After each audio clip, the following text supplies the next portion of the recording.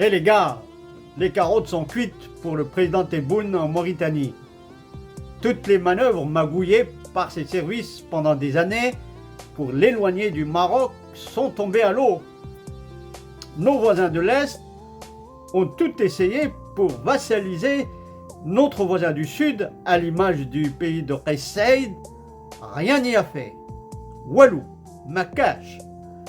La Mauritanie s'est toujours comportée en adulte majeur et vacciné en préservant sa souveraineté et son indépendance, préférant observer une position de neutralité positive à l'égard du Maroc et de l'Algérie, surtout concernant la question de nos provinces du Sud.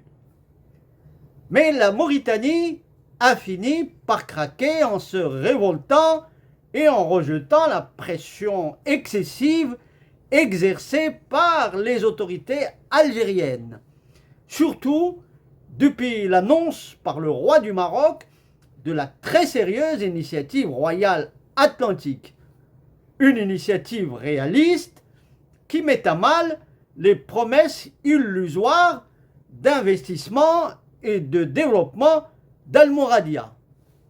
Une autoroute dans le désert entre Tindouf et Zouirat par-ci, une succursale bancaire sans intérêt par-là, une enveloppe budgétaire pour le premier qui dépasse quand même le milliard de dollars, soit 5 fois la valeur totale des échanges entre les deux pays.